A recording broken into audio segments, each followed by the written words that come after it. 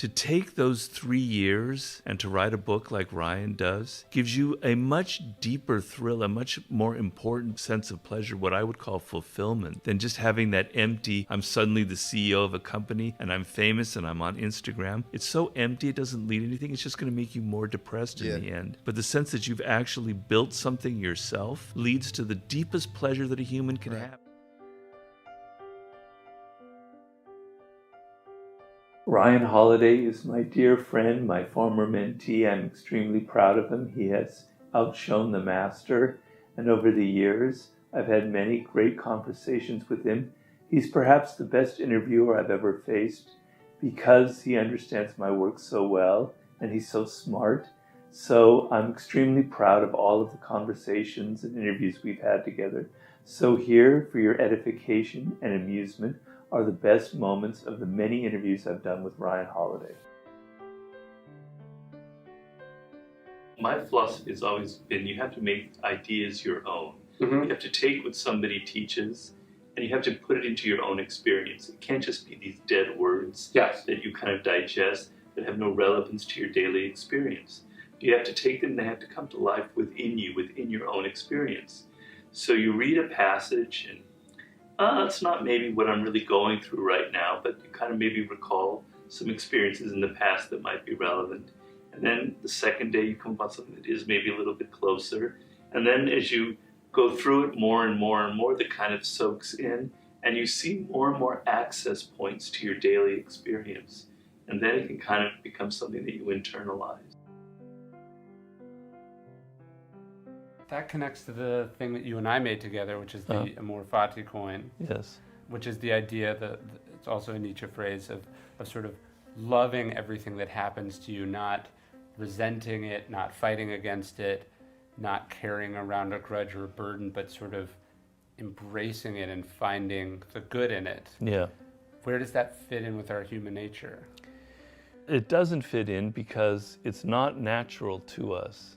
Our natural frame, our natural starting position is when something bad happens, why me? To feel sort of a grievance, to feel that things aren't fair, to feel that other people aren't giving you what you want or what you deserve. We start from a position of feeling kind of sorry for ourselves. Right.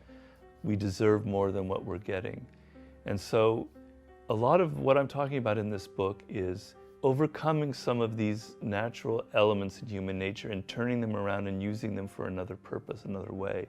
And Amor Fati is very powerful in that you train yourself to accept everything that happens.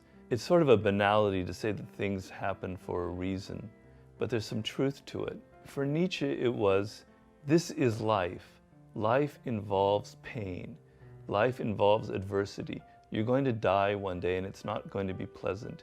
Your friends and family members, they're going to die one day and it's not going to be pleasant. You're going to have failure in life. People are going to hurt you. But that is life. That's what it is. So to resist that, to be angry about that, means to not love life itself. Schopenhauer has this quote that if you're walking down the street and you hit your foot against a rock, you don't go get angry at the rock, right? Well, Sure. People are rocks in your way sometimes. Right. They are who they are. They have their own nature, and that nature isn't yours, and it's going to clash with you sometimes. And that is just what it means to be a human being, an adult in the world today, in any world. So are you going to be like complaining and blaming the fact that it is a boxing ring? Are you going to complain that people have a nature where they have an ego, where they're full of envy, where they're passive aggressive? And then in the process of complaining, you're putting yourself at a continual disadvantage. Or are you going to have some distance and be like a boxer in a ring and be smart and intelligent about it? And I just think it's a brilliant metaphor for life. It's a brilliant metaphor for being in control and for accepting the fact that some people play a little bit dirty. Some people are going to hit you. It's going to hurt. But you don't whine and complain. You just figure out how are you going to defend yourself better. You have to change your idea, your concept of pleasure. People only have the sense of pleasure, particularly now, that it has to be immediate. that they have to get quick gratification. They need quick hits.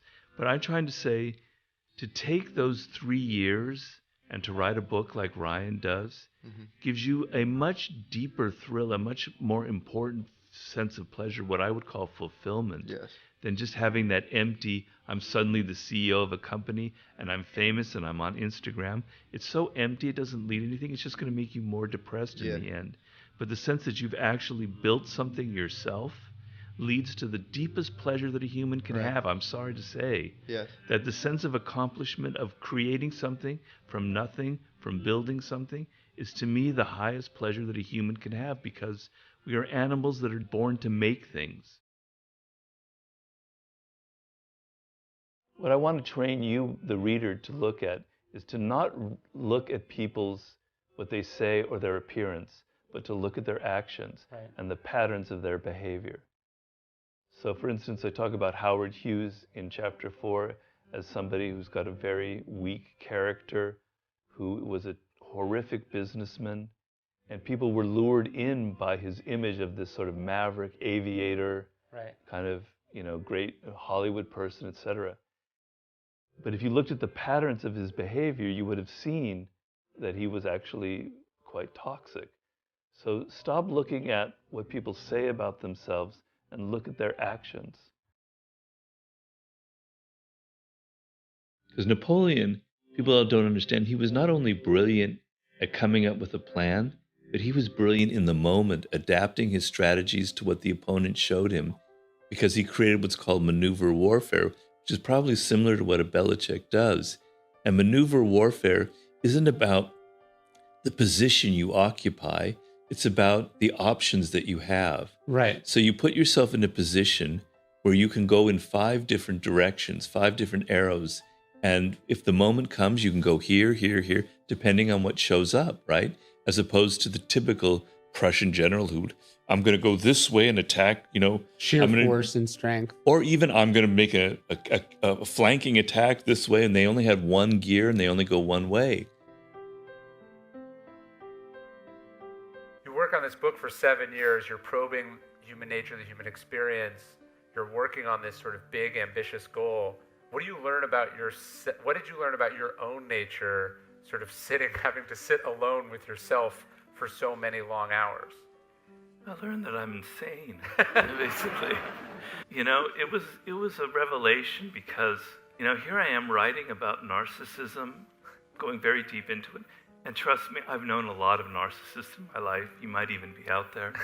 And I was going, wow, Robert, you actually are a narcissist. You actually have a lot of these traits. And it wasn't a pleasant thought. And it stayed with me ever since. I keep catching myself going, you can be quite a narcissist. Sure. Then I wrote the chapter on aggression, the later chapter, and I'm going, damn it, man, you are one aggressive son of a bitch. I'm writing about other people and how to overcome it, but I've got these problems. So it was kind of an eye-opener in that way. People who've written to me, who've read the book, and they've had the same reaction.